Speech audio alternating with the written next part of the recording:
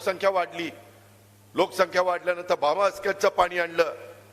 आम्ही काही सारखं त्या बाबतीमध्ये रोजचे रोज त्या गोष्टी विचारायचं कारण नव्हतं.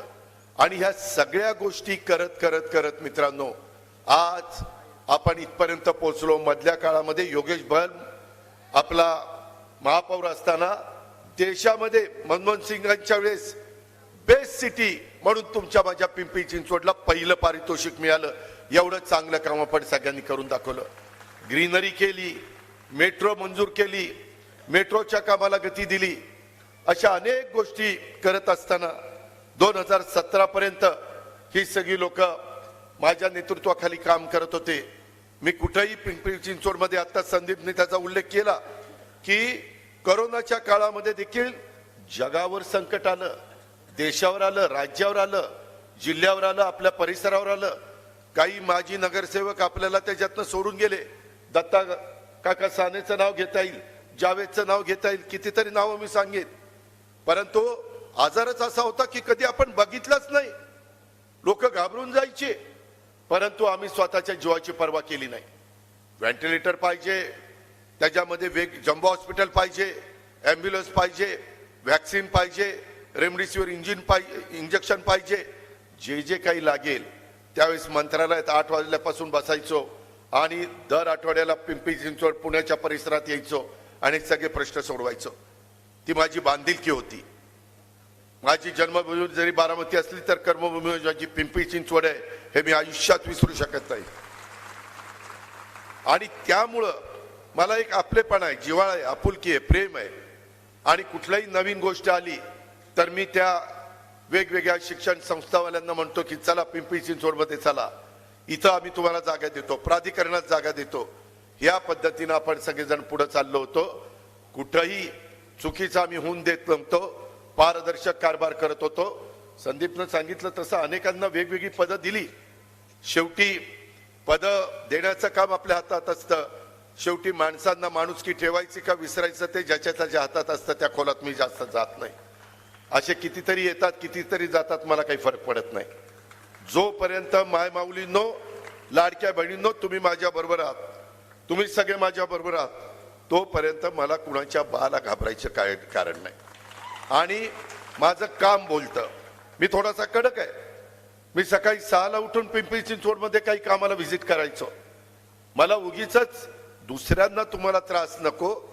उद्याच्याला 10च्या वाजता आलो तर गर्दी जास्त होती आणि मग त्यांना त्रास होतो, म्हणून मी सकाळी लवकर उठून कामाला लागतो. ही माझी सवय मला लागलेली आहे. मला आता मी इथं ह्यावेळेस उतरलो त्याचं कारण, बरेच जण म्हणतात की दादा तुम्ही देशाचे पंतप्रधान नरेंद्र मोदी साहेबांच्या बरोबर एनडीए सरकारमध्ये आहे, राज्यामध्ये तुम्ही देवेंद्र फडणवीस मुख्यमंत्री आहेत, तुम्ही एकनाथराव त्यांच्याबरोबर आहे.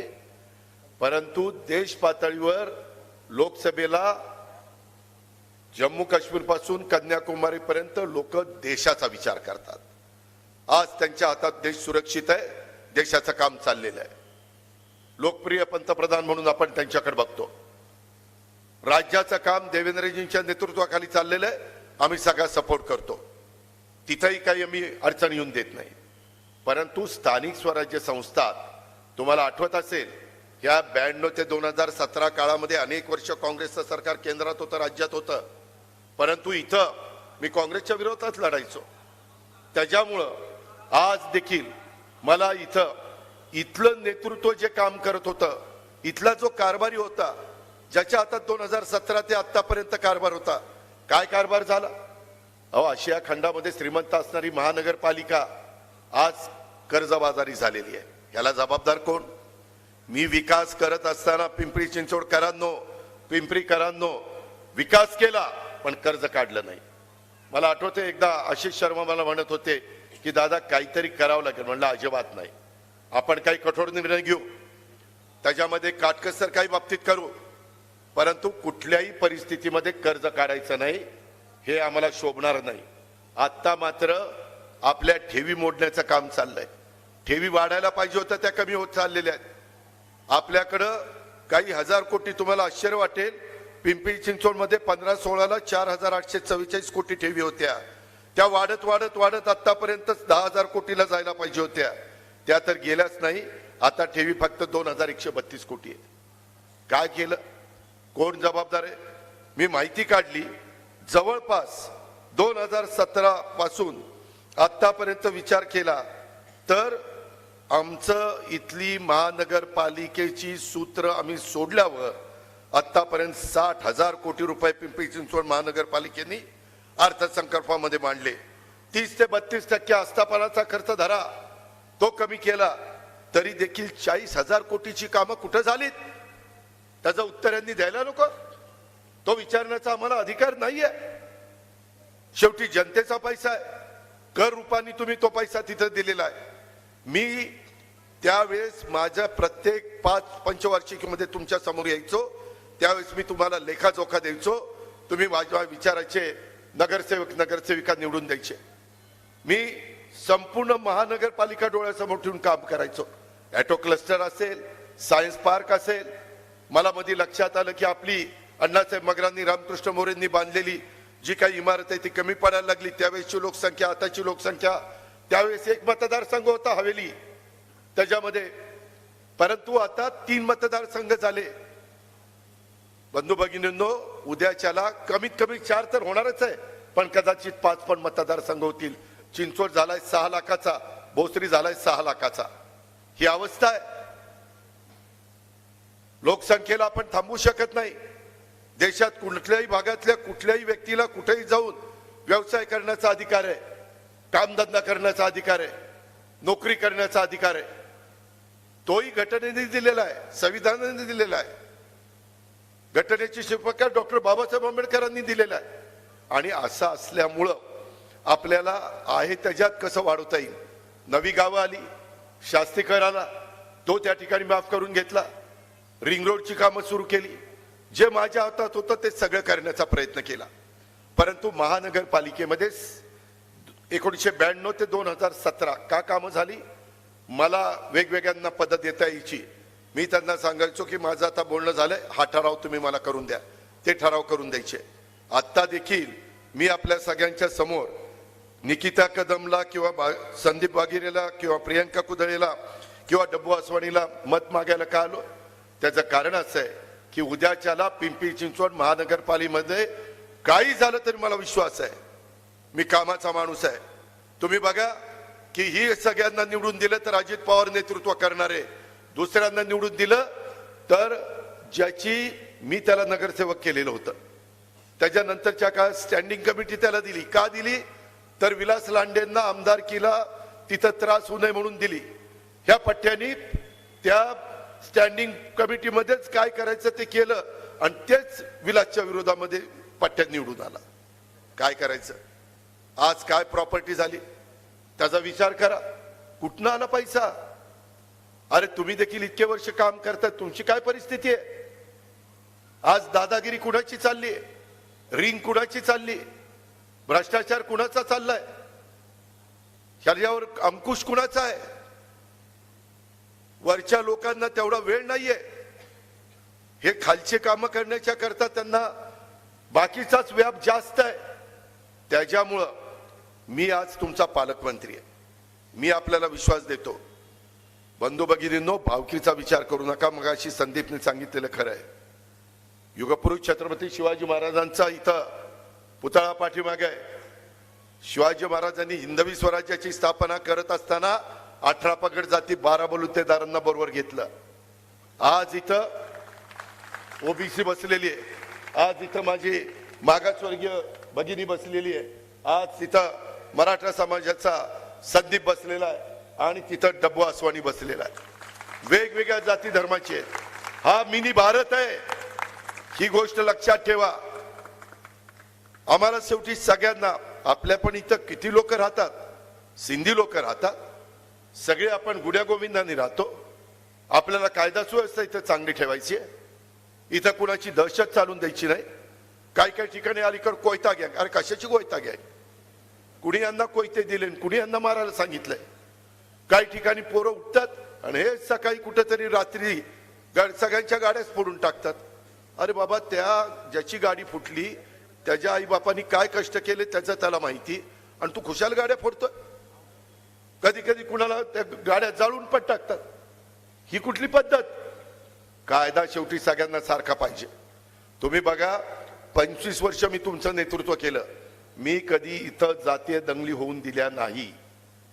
नेतृत्व करत असताना, पद देत असताना वेगवेगळ्या समाजाला आम्ही प्रतिनिधित्व दिलं. साधं पानपट्टीचं दुकान असणारा अण्णा बनसोडे आज विधानसभेचा उपाध्यक्ष म्हणून मंत्रिपदाचा दर्जा दिला ना. कविचंद भाट आज आपल्यात हयात नाही, भाट समाजाचा माणूस महापौर केला ना. किती मी उदाहरणं देतो तुम्हाला. आदिवासी समाजाच्या भगिनींना पण आम्ही महापौर करून दाखवलं. नुसतं भाषणात सांगायला नाही, आम्ही शिवशाहू फुले आंबेडकरांच्या विचारधारेने चाललो. अरे कृती करावी लागती आणि ती आम्ही केलेली आहे. आम्ही कधी दुजाभाव केला नाही, जातीचा पातीचा नात्याचा गोत्याचा विचार केला नाही, समाजाचा विचार केला. काय माझ्या इथल्या मुला मुलींना पाहिजे, कशा पद्धतीचं पाहिजे, इथं रस्ते कसे रुंद पाहिजेत, इथं सुधारणा कशा केल्या पाहिजेत, इथं एसटी स्टँड कसं केलं पाहिजे. अहो आपल्याकडे एसटी स्टँड नव्हतं, नंतर तिथं संत तुकाराम नगरच्या परिसरामध्ये जागा घेतली आणि ती जागा देऊन तिथं बसस्थानक केलं. इतके दिवस गेस्ट हाऊस नव्हतं, प्रत्येक शहरामध्ये सर्किट हाऊस आहे. एक दिवस मी म्हणलं रे, मी कधी विचारच केला नाही. आल्यानंतर कुणाच्या कार्यकर्त्याच्या घरी जायचं किंवा कॉर्पोरेशनला बसायचं किंवा प्राधिकरणात बसायचं. आता त्याच्या गेस्ट हाऊसचं काम सर्किट हाऊसचं चाललेलं आहे. अरे उद्या अजित पवारच्या ओळखी आहेत, परंतु कुणी दुसरा पाहुणा रावळा आला त्यांनी बसायचं कुठं? ह्या परिस्थितीमध्ये हे आपली सगळी कामं करतो. मध्ये प्राधिकरण होतं, प्राधिकरण नंतर कमी केलं, PMRD केलं, बाकी सगळा भाग कॉर्पोरेशनला त्या ठिकाणी जोडून टाकला.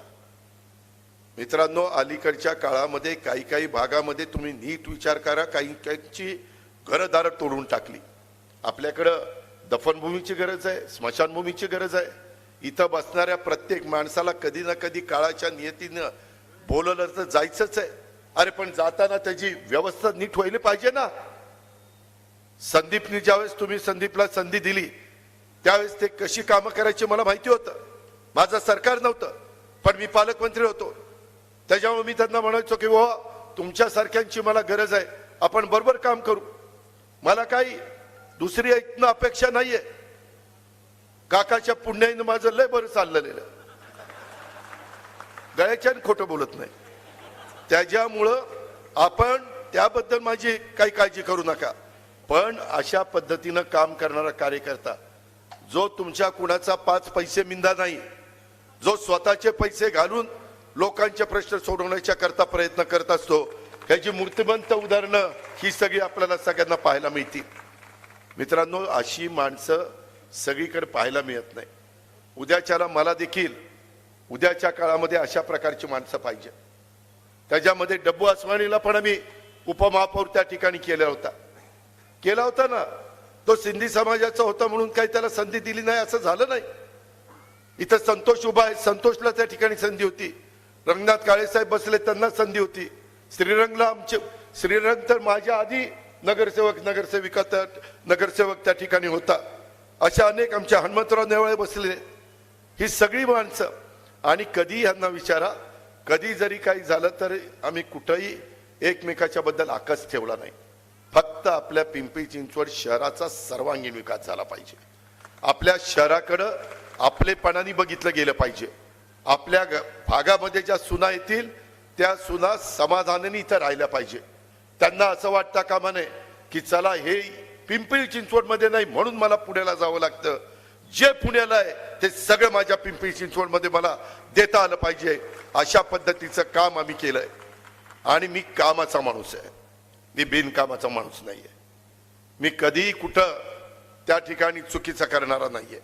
आणि त्याकरता माझी विनंती आहे की ज्यांनी महानगरपालिकेच्या ठेवी मोडल्या आणि महानगरपालिकेला कर्जबाजारी केलं, कर्जाच्या खाईत तुमच्या माझ्या महानगरपालिकेला लोटण्याचं काम केलं, विविध विभागाचे दायित्व 4000 कोटी रुपयाचं देणं, वेगवेगळ्यांची बिलं देणं बाकी आहे आणि 40,000 कोटीचं काम झालंय म्हणून सांगतात, परंतु काम दिसायला तयार नाहीये.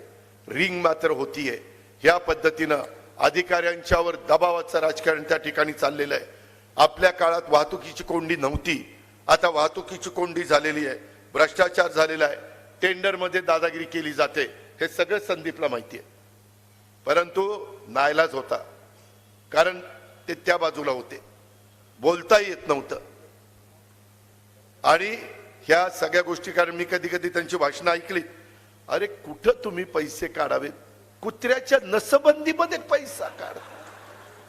अरे काय जनाची नाही तर मनाची राव, हे कुठलं कारभार चाललेला आहे.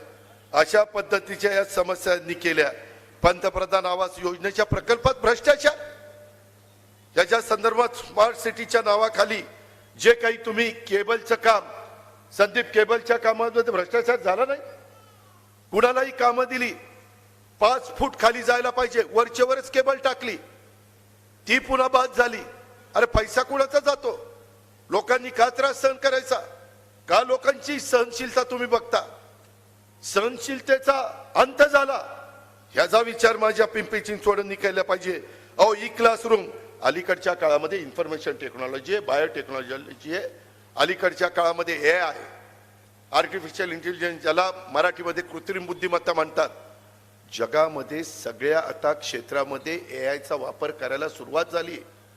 आम्ही त्याच रस्त्याने लोकांना नेतोय.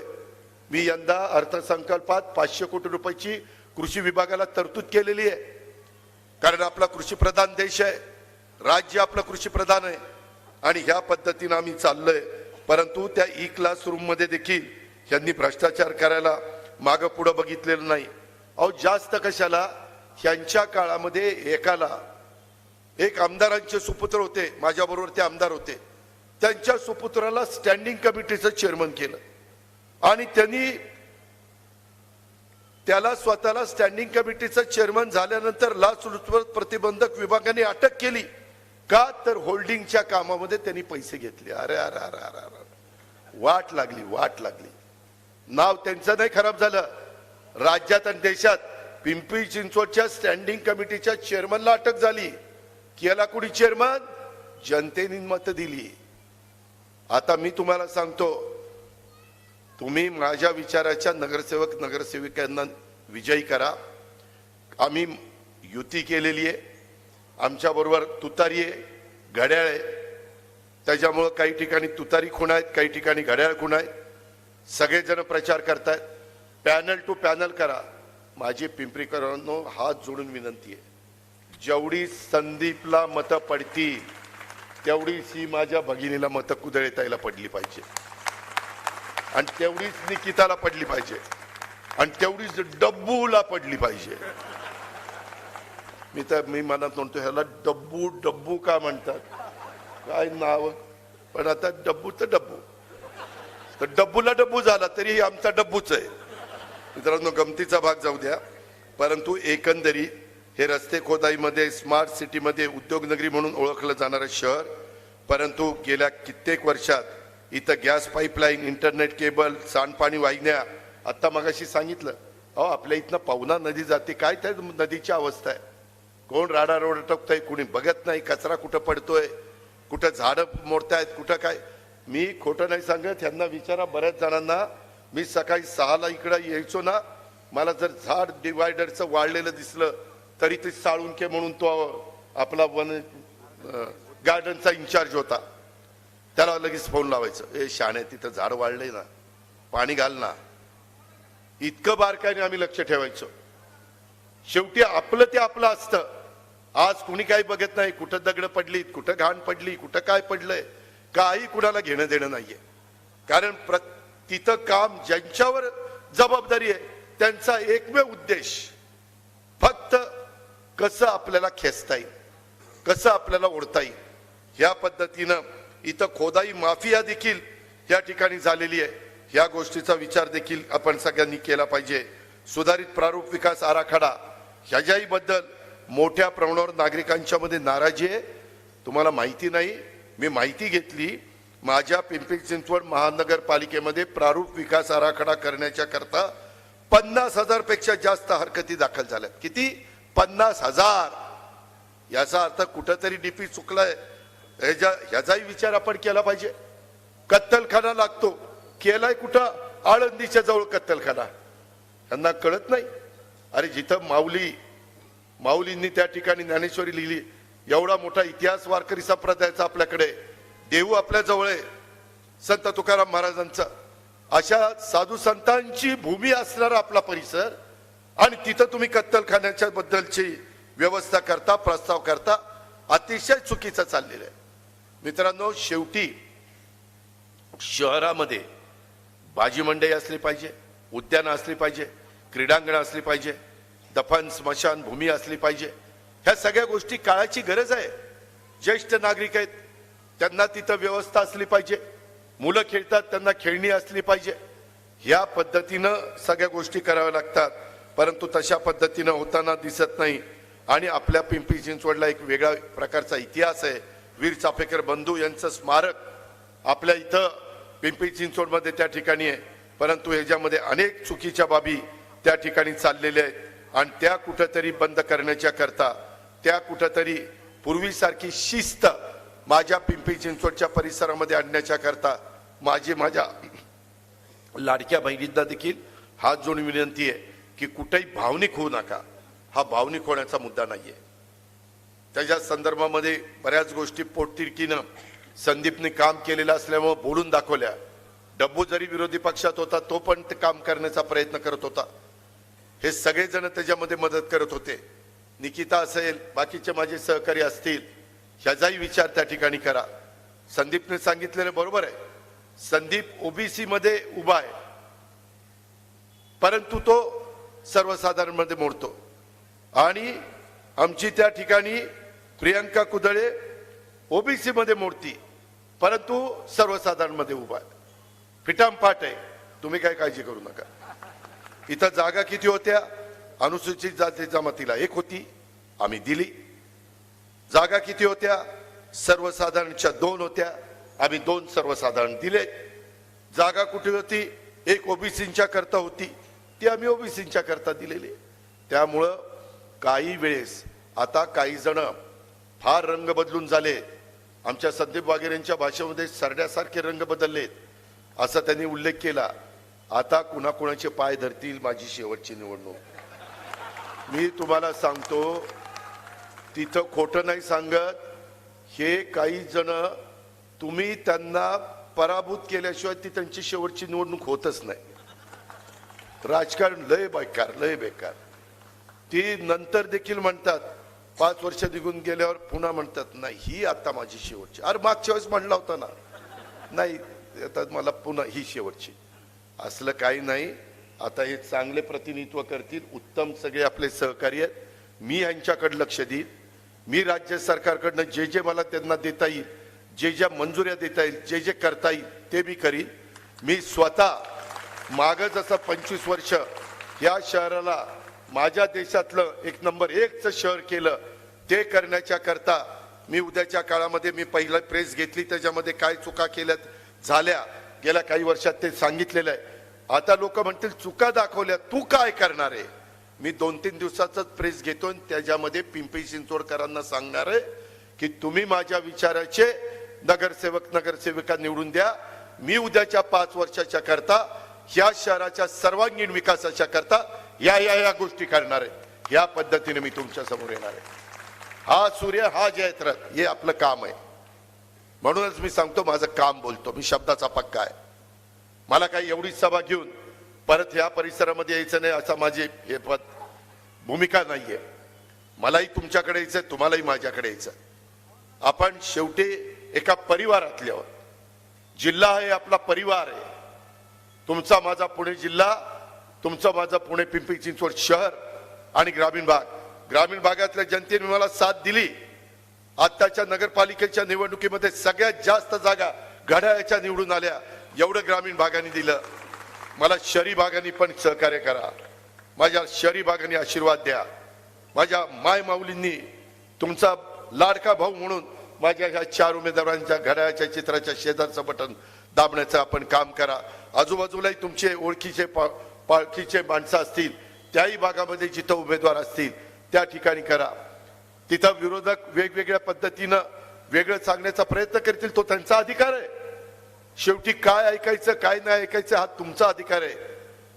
आणि तुमच्या सद्विवेक बुद्धीला स्मरून आमची कारकीर्द आठवा, आत्ताच्या वाल्यांची कारकीर्द आठवा. काय चाललंय, कसं चाललंय. आत्ताच्या लोकांना विजन आहे का आम्हाला विजन आहे ह्याचाही विचार करा. तुमच्या भावी पिढीचा विचार करा. ह्या सगळ्याचा विचार केल्यानंतर आपल्या लक्षात येईल की अजित सांगतोय हेच बरोबर आहे. आणि तेच आपण ध्यानामध्ये ठेवून उद्याच्या 15 तारखेला संक्रांत, 14 तारखेला आहे भोगीला प्रचार संपतोय 13 तारखेला, 14ला संक्रांत. तिळगुळ घ्या, गोडगोड बोला.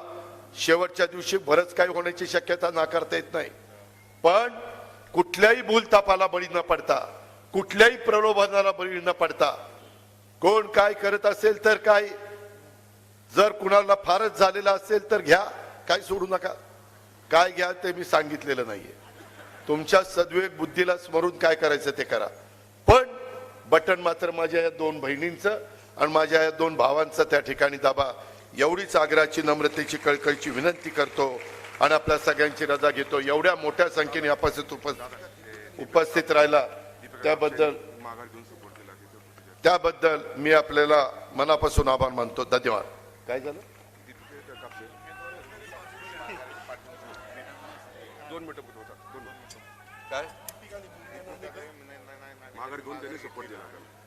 मगाशी मी बोलायचं राहिलो, सॉरी, मला माफ करा. मीना नाणेकर मागतीनं माझ्या बरोबर नगरसेविका म्हणून काम केलेलं आहे. आमच्या दीपिका कापसे, ज्योतिका मलकानी, अमर कापसे ह्या सगळ्या सहकाऱ्यांनी हे राष्ट्रवादी काँग्रेस पक्षाचं अधिकृत पॅनल विजयी होण्याच्या करता त्यांनी माघार घेतली.